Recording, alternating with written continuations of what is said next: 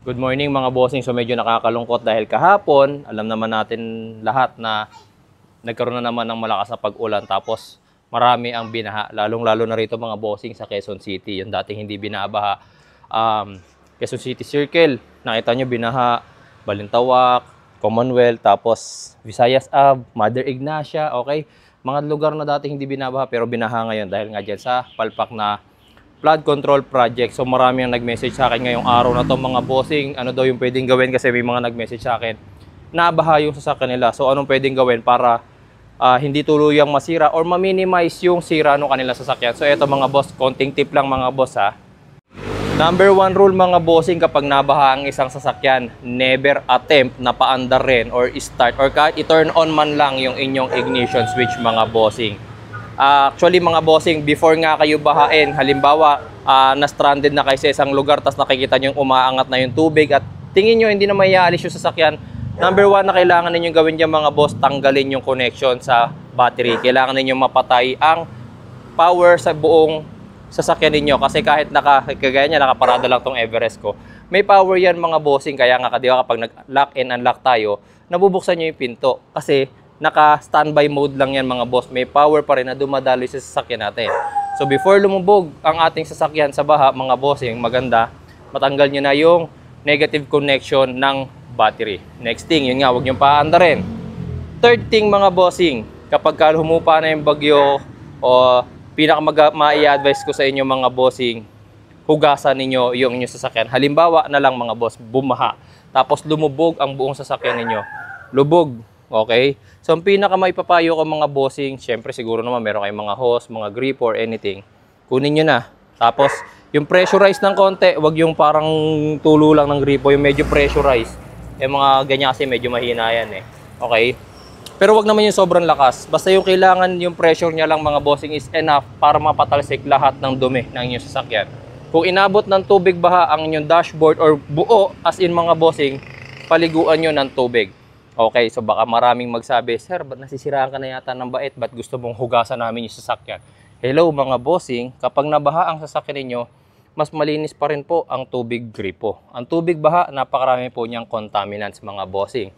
Ihi ng dumi ng mga hayop. Okay? Iba't ibang fluids na natapon dyan. Okay, mga burak. Okay? So, ang daming contaminants ng tubig baha mga boss. Kaya yun yung magiging reason para masira sa sasakyan nyo. Kung nabasa ng tubig baha yung infotainment, lumubog yung computer box na nandoon, mga modules, makikita nyo pag sumilip kayo rito, may module. Yung cambio ninyo, syempre of course meron dyang modules, may mga sensors dyan. Kahit hugasan nyo mga boss. Why? Kasi syempre mga bossing, mas malinis naman po ang tubig gripo. Okay? Kailangan ninyo mapatanggal mga bossing lahat ng dumi na kumapit mga bossing. Kahit nga ito mga air vents ninyo. For sure, kung hanggang dito yung tubig, pinasok yan. Bugahan nyo ng tubig mga bossing. Wala na kayong wala na kayong option dyan kundi linisin siya. Kasi kapag hindi nyo ginawa yung mga bossing, yung tubig baha ang masisira ngayon sa sasakyan ninyo. Even sa makina mga bossing kung lumubog man ang buong makina ninyo, hugasan nyo lahat. Kahit mga sensors pa yan, hugasan ninyo mga bossing. Tapos, next thing, palitan ninyo lahat ng fluids. Ano ba mga fluids natin? Makina, transmission. Kapag rear wheel drive, meron tayong differential na tinatawag. Pag 4-wheel drive and 4x4, meron transfer case yan mga bossing. Palitan nyo lahat. Pati mga filters, air filter, fuel filter, tapos engine oil filter, pati yung cabin filter, okay, sa aircon natin mga boss, lahat yan palitan ninyo. Kung sa tingin nyo, pinasok pati yung tank ninyo, actually sealed type yung mga tanks mga bossing, pero may mga tendency mga bossing na napapasok din kasi sila. Syempre may breather yan eh. So papasok pa rin sa breather yung tubig baha.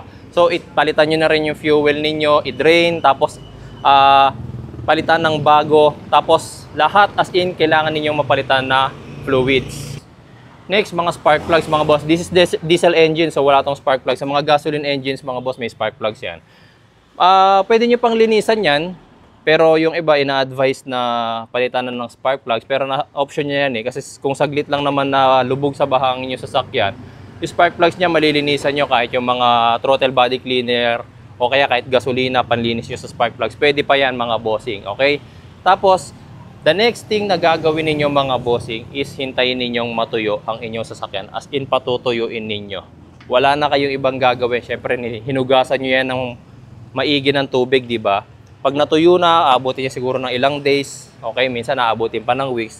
Tsaka nyo na siya ngayon i-attempt na paandarin mga bossing. Okay, turn on nyo muna. Turn on nyo muna yung ignition.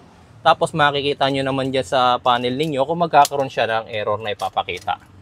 Ayan, kagaya nyan, mga bossing. Ayan, makikita nyo na ba kung may error na lalabas dyan, especially check engine. Ito mga bossing, kaya may check engine dyan kasi nga hindi pa umaandar yung ating sasakyan. Pero kapag pinattempt nyo na paandarin, tapos hindi nawala yung check engine o kaya mayroong mga errors pa na lumabas dyan, yun na yung mga ipagagawa ninyo mga bossing. Actually, pag sinunod nyo yung tip ko mga bossing, hindi naman ibig sabihin yan is wala nang masisira sa makina nyo or sa sasakyan nyo mga bossing. It is only to lessen the damage mga boss. Kaya mahalaga na hindi nyo pinaandar, tapos hinugasan ninyo agad. Mahalaga yung dalawang bagay na yung mga boss. Kasi nga, yung tubig baha, hindi yan nakakapag-react agad sa mga sensors ninyo. Okay? Kasi nga, pag nag-corrosion pa, doon pa lang magre-react yan. At yun yung makakasira sa sasakyan ninyo mga bossing, yung corrosion. Kaya nga mahalaga na napunasan ninyo siya nalinisan nyo siya ng malinis na tubig. Actually, kung meron pa nga kayong compressor air compressor, pagkalinis nyo ng tubig, bugahan nyo na ng air compressor para mapatalsik din agad yung tubig na pinambanlaw ninyo mga boss.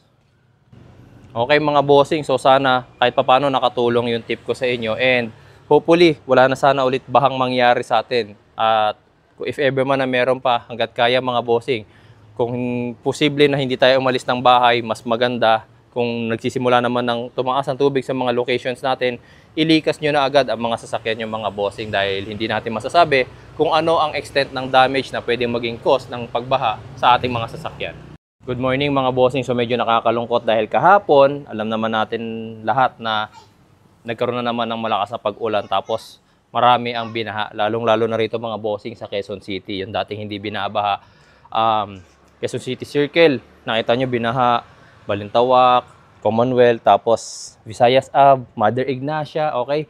Mga lugar na dating hindi binabaha pero binaha ngayon dahil nga dyan sa palpak na flood control project. So marami ang nag-message sa akin ngayong araw na to mga bossing, ano daw yung pwedeng gawin kasi may mga nag-message sa akin, nabaha yung sasakyan nila. So anong pwedeng gawin para hindi tuluyang masira or ma-minimize yung sira ng kanilang sasakyan. So eto mga boss, konting tip lang mga boss ha.